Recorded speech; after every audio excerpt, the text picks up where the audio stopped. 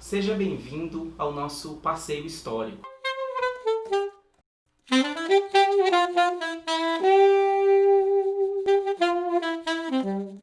Como Florestan Fernandes entendia a etnologia? Sendo conhecido como sociólogo e político, qual a antropologia que ele praticou? Qual a contribuição de sua pesquisa sobre os Tupinambá? Por que sua investigação nessa área acabou ocupando um plano de menor destaque no conjunto de sua obra? Para lidar com as questões enunciadas, veremos determinados aspectos intercalados do pensamento de Florestan Fernandes, particularmente acerca da etnologia. Em meio a essas questões, veremos um sentido do seu legado na etnologia, por meio de autores que retomaram a sua obra. Filho de imigrantes, Florestan Fernandes era de origem bastante simples, tendo sido engraxate e garçom, e sua mãe doméstica. Por incentivo de alguns frequentadores do local onde ele trabalhava, ele foi incentivado a fazer a madureza e a ingressar, posteriormente, no curso de Ciências Sociais da Universidade de São Paulo, em 1941, sendo que 10 anos depois ele defendeu seu doutoramento na mesma instituição. Nesse interim, Florestan Fernandes fez seu mestrado na Escola de Sociologia e Política de São Paulo, sob a orientação de Herbert Baldus, que já falamos. Na USP, seu mentor intelectual foi o francês Roger Bastide. Sua vida acadêmica, portanto, foi ganhando contornos de preocupação central na defesa da sociologia como ciência. E por isso mesmo, parte considerável de sua obra foi uma reflexão sobre método e epistemologia. Foi se tornando cada vez mais evidente que a sociologia, enquanto ciência, era também uma ciência crítica, pois devia estar interessada na sociedade como objeto teórico e como questão metodológica, não podendo se esquecer de sua dimensão pública. Ou seja, em Florestan Fernandes há um esforço para superar a sociologia como uma ciência burguesa, meramente especulativa, e se busca uma sociologia como ciência militante e revolucionária. Esse é um argumento central em seu livro A Sociologia no Brasil, de 1977. Esse ponto ao qual se dirigiu o pensamento de Florestan Fernandes fez com que ele mesmo tratasse suas pesquisas etnológicas como um período de formação, como ele mesmo diz, e eu cito, constituem um marco em minha preparação sociológica. Com isso, o seu mestrado e doutorado costumam ser relegados a uma fase de sua produção, no caso, uma fase funcionalista ou formativa do autor. Tratando dessas questões, a antropóloga Marisa Peirano publicou em 1984 um artigo chamado A Antropologia Esquecida de Florestan Fernandes, Os Tupinambá. Vale a leitura. Vejamos um pouco mais de perto o que estava em jogo em sua pesquisa sobre os Tupinambá do século XVI.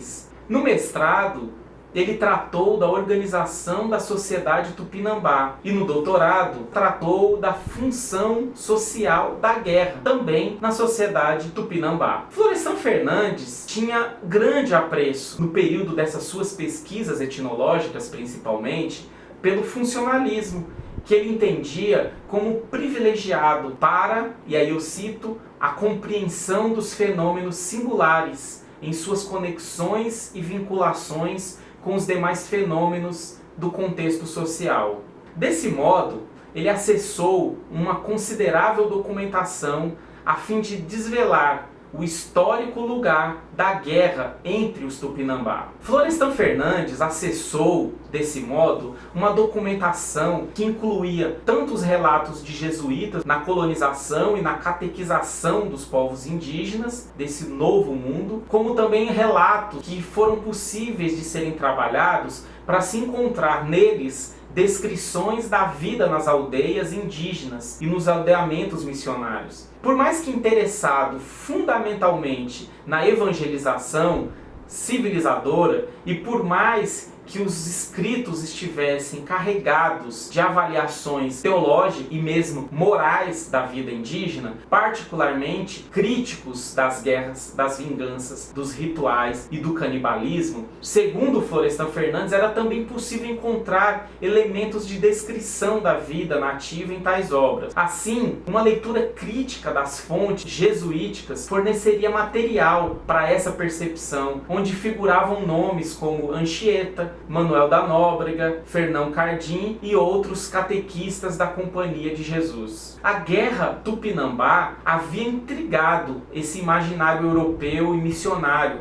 desde os primeiros contatos, pois era uma prática que associava vingança e canibalismo e parecia não fazer sentido. Florestan Fernandes mostrou que a função da guerra permitia perceber a totalidade da vida tribal, que possuía uma conformação mágico-religiosa envolta na vingança aos antepassados mortos pelos próprios inimigos. A guerra também poderia ser vista em seus diversos elementos funcionais, integrativos da sociedade. As armas, os guerreiros, os combates, os cativos, as regras e os rituais. Tudo isso compondo algo como um conjunto total da sociedade dos índios Tupinambá. A importância etnológica de Florestan Fernandes precisou esperar mais de 30 anos para ser situada e recuperada por autores como Manuela Carneiro da Cunha e Eduardo Viveiros de Castro. Num artigo intitulado Vingança e Temporalidade, Os Tupinambá, de 1985, escrito em coautoria Manuela e Eduardo.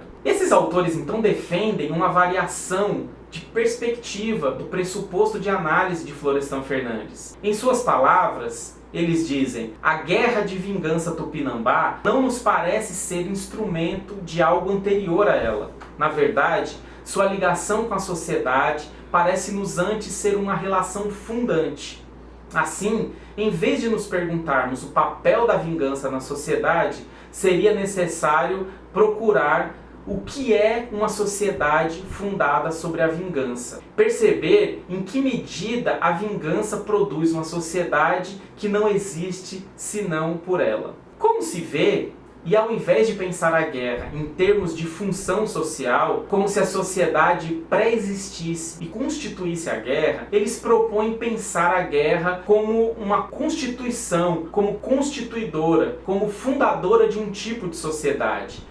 De todo modo, e o que pretendo destacar é que de uma forma ou de outra, e apesar das divergências, esses autores reconhecem igualmente os méritos e as contribuições de Florestan Fernandes acerca do tema da guerra. Dizem: a centralidade da vingança, Florestan Fernandes já havia provado magistralmente. É assim que termina a reflexão de hoje. Ainda que breve e limitada em diversos aspectos, eu fico com a expectativa de que os pontos levantados resultem em abertura, que eles instiguem novas pesquisas e que promovam maior interesse por temas, teorias e autores, e que sempre floresçam nas florestas e nas flores de Florestan, trocadilho inevitável. E por essas e outras é que estamos nós falando de histórias da antropologia brasileira. Até breve.